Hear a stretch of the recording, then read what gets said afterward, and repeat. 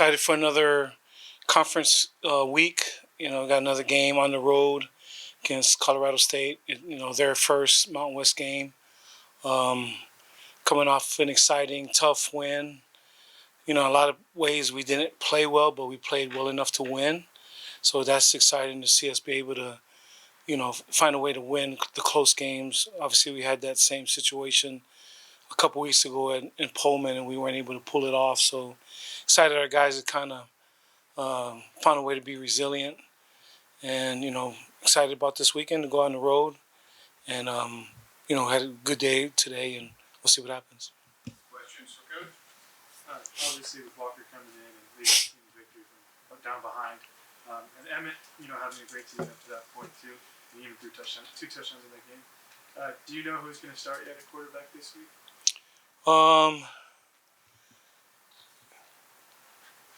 I do, but I don't want to say. You know what I mean? It's, Coach Stutz has done a great job with them.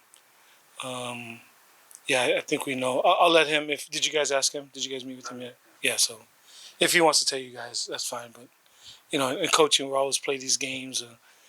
So their DC has to kind of wait who the quarterback is, and you don't want to give anybody a competitive advantage. But yeah, we know who's going to be starting. Indeed, those two are kind of different style quarterbacks, and you kind of talked about that advantage. What advantage does it give you guys, like, holding that information? Well, they're it's the same system. They're a little bit different, but in Coach Stutzman's offense, you still got to read it the same way, and so it's regardless of their height differences or however they throw the ball or those kinds of things, the way you read things, the way Coach teaches it's one way. Now some guys might see it a little bit differently, and Coach allows them to have some freedom in some of that. He has specific guidelines on how he wants guys to go through the progression. But there are some differences, but in the end, it's the guy that's, running offense the way Coach Stutzman wants and our offensive staff wants. And, I think when they see it, I think they'll just study the concepts. Most people do. You just study concepts. We'll study what they do defensively and offensively. And people study concepts. You might see the quarterbacks and might be physically different here or there, but I don't think it will change much of their game plan. Just a little gamesmanship and holding out, but I don't think it matters to them. Hi, Coach. No matter who's back there calling the plays, the offensive line's done a great job improving over these past couple weeks. Only one sack in these last 2 weeks. Can you talk about the improvement they've had? Yeah, it's a great question because I was telling Coach Stutzman just in some of my studying preparation, I went back and started watching games from our first game on, and I just went and told them, Coach Stutzman, Coach Estes, like, wow, we've come a long way since Sac State. We've improved a lot since that game, so that's the encouraging thing. That we just continue to get better, and like we've known, we've had some transfers, two transfers that are on the, starting. The rest of the three were here in spring practice, but Hudson, wasn't running with the ones all the time. Kai was with the ones for one period, and then we moved Joe in there. And so, for Hudson to come in as a starter, he's done great things. But I've just been really pleased with them. I think Coach Estes has done a great job, continue to nurture them. And so we got a lot of young guys in that room. And I'm just really pleased with them because, you always see the guy with the ball in his hand, the quarterback, but you don't pay attention to the O-line much. Well, most people don't. Obviously you do because you know it. But yeah, it's been exciting to see them progress. One of the things I'm sure you'd like to improve on would be unsportsmanlike conduct penalties. Yeah. Or at least in the last week, can you talk about preventing those unforced errors going forward? Yeah, super disappointing because that hasn't been us. To that point, I thought we've been pretty good penalty-wise. And it's the thing that we talked about, trying to have some discipline and some of that sort of stuff. And I've always told our team and teams that I've coached that you can see championship teams. I always use the example of Alabama because I always watched them when Coach Saban was there. And anytime you see a game and when somebody runs to the sideline, an opposing team runs to the sideline, nobody does anything. They just like run through the line and run back on the field. But then you see other teams, they may not be that championship caliber. There's a lot of taunting and, yelling and scoffing at an opposing player that comes on the sideline. And I just told our guys, championship teams don't do that. Like if an opposing team comes on, they just kind of look at them and they look back at their coaches. And I was just disappointed that we got caught up in that. We're people, we're human, we have some emotions, but we have to do a better job of controlling ourselves. And then in the game against Nevada, Nick Nash was facing a lot of double teams. Can you just talk about the offense, like other players on the team stepping up and getting more looks potentially going forward? Yeah, a lot of guys have been trying to do that. We started from Air Force. And really, Sac State did some stuff too. So pretty much everybody's done some stuff to try to take him away. And, other guys have to step up. But I've been pleased with that, whether it's in the run game. I thought when we ran the ball, I thought our rushing yards were a little deceiving because when we ran the ball, there are times we're getting 8, 10 yards a pop. So that opens it up if they're trying to do things coverage-wise, so maybe roll their coverage a certain way or do certain things to maybe bracket him or whatever the case may be. But other wide receivers have stepped up, whether it's been Justin Lockhart, the tight ends. I feel like when the ball's gone to them, they've made really good, done a really good job. Jackson and Stewie, and Trayshawn. Has done another guy on the other side that's made some big plays, and obviously with Seabass coming in, Sebastian coming in last week and doing that. So this offense is predicated on getting people open, and it's based on how you're covering. And so if people are going to do certain things, there are going to be other people open. But, Coach Stutz has been doing this a long time. He's pretty creative. He still knows how to find ways to get Nick the ball. And so we'll continue to do what we're doing.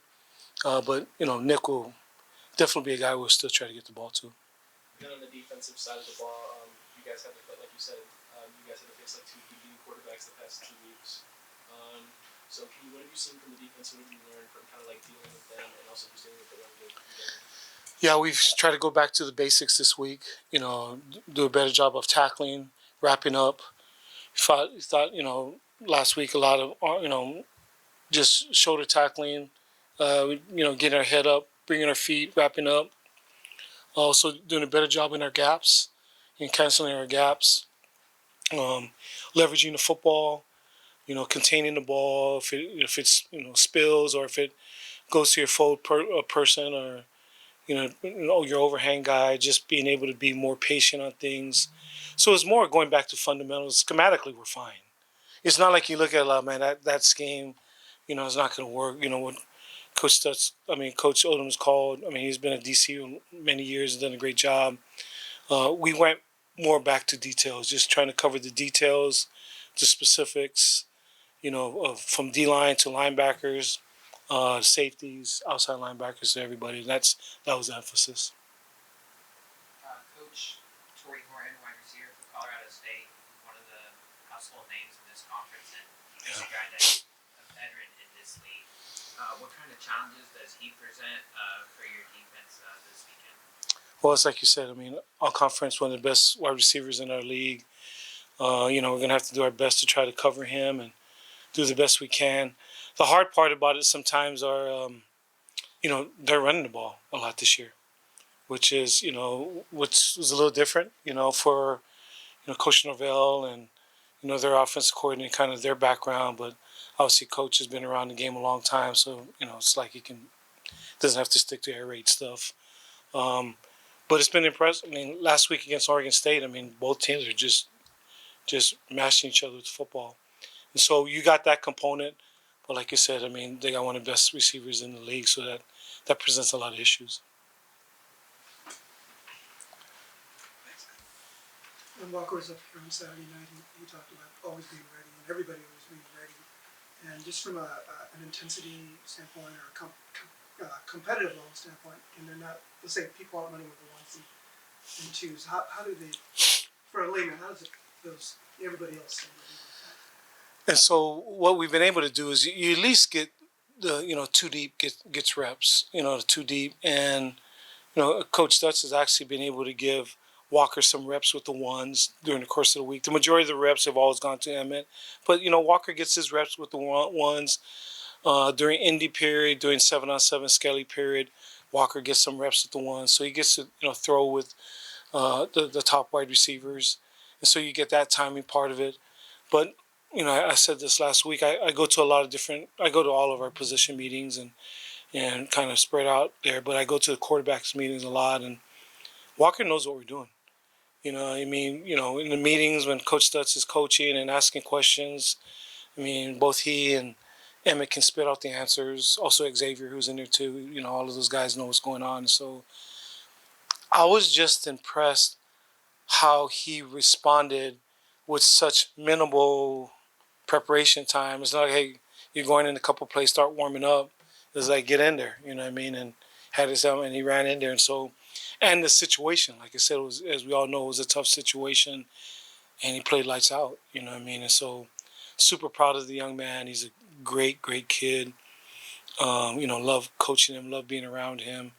And so happy for him being put in a tough situation, and he responded. But during the course of the week, he's getting reps. But I think really it's a testament. I talked about Coach Stutz doing a great job of getting all those guys ready. But it's a great testament to him, to having his mind right. When you come recognizing that, Emma's playing, but you could go in at any time, and you always say that. But, sometimes it happens, sometimes it doesn't. And so for it to actually happen and he was ready, well, hats off to that young man. With kind of wear and tear on not just Spartans, but every team.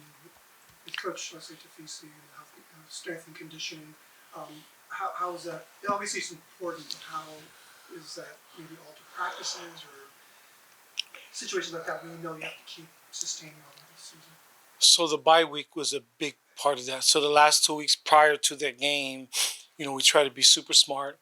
Coming back from Pullman, getting back here at 4:30, had a plan laid out of what we were going to do. And you have to kind of balance it, because you got to continue to stay sharp. You got to continue to hone your skills. You can't sit around for 2 weeks, but you also can't beat you guys up.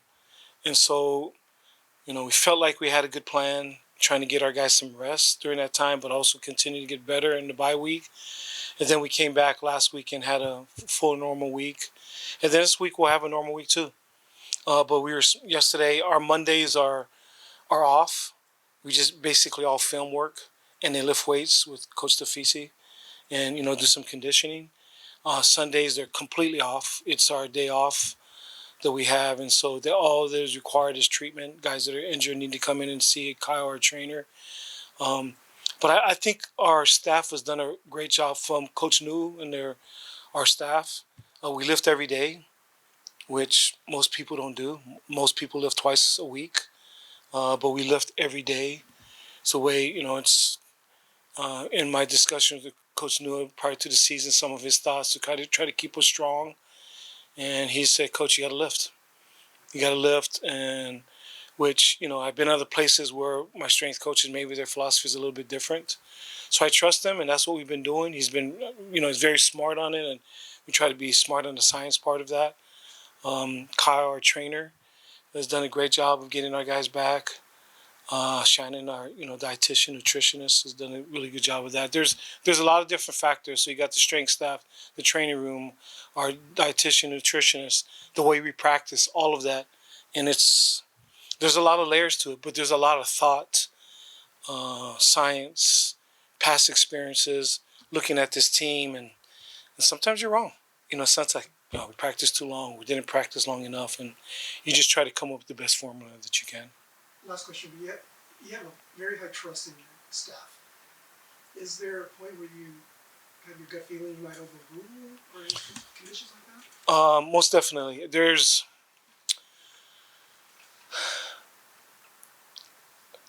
there's times where you got to be both. I don't want to micromanage everything. Allow guys, you hire great people that you trust what they do. You know exactly what they do. You see what their philosophy is in all phases: offense, defense, special teams, training room, strength staff, all of that stuff. And maybe you give some of your guidelines. here's some things that you're looking for. I want to be tough. I want to be strong. I want to be able to do all these things. I want to be flexible. Then they kind of tailor it. Then you let them run. I kind of feel like I don't want to handcuff anybody. I want to be able to let their creative juices flow. Um, Coach Odom's been a defensive coordinator for a long time. I'm not going to tell him what to do. There might be some things I see. Say, hey, here's some thoughts. But I trust him and his staff. And same thing with Coach Stutz. I mean, just, I'm probably, if I was to say meeting wise, I'm probably in the offensive to defensive meeting, maybe 63, 65 to 35 more offense to defense. I'm in both sides, but probably spend more time on the offensive side of the ball. But I don't micromanage Coach Stutz, man. I allow him to kind of do things so he can run free with his ideas. But if there's something that maybe philosophically I don't like, I'll definitely tell them. I'm not afraid to make decisions. I'm not afraid, to lead. And I'll step in when it needs to. But I don't feel like you need to step into everything, So I just kind of balance that.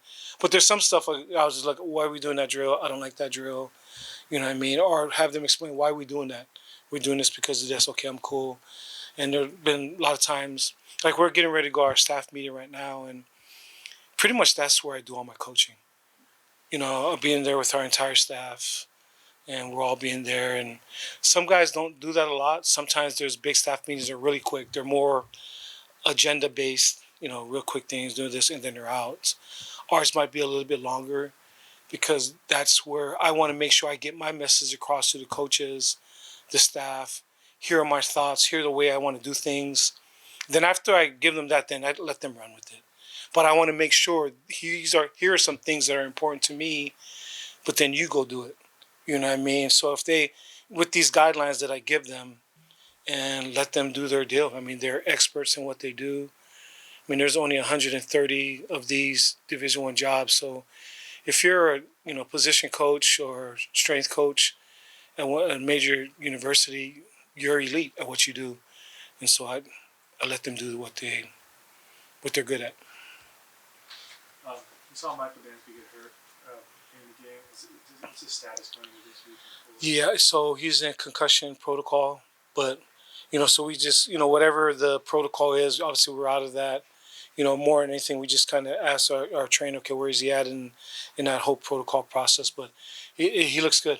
I think he's trending towards being able to be back. But like I said, it's all based on concussion protocol timeline. And then Cobbs didn't play. Jordan Cobbs? Yes, he practiced today. Okay. So it was encouraging to see him back. He was limited last week.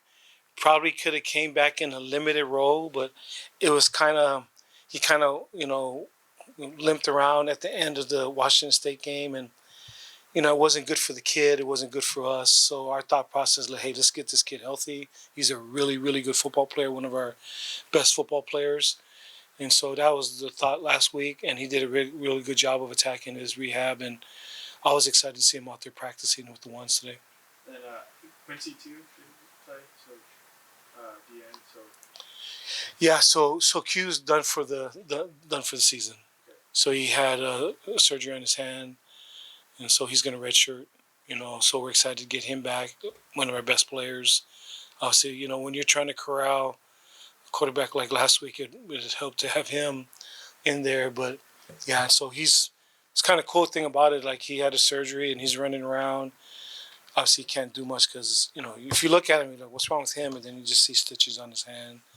Trying to get his bones healed up. But yeah, he's done for the season.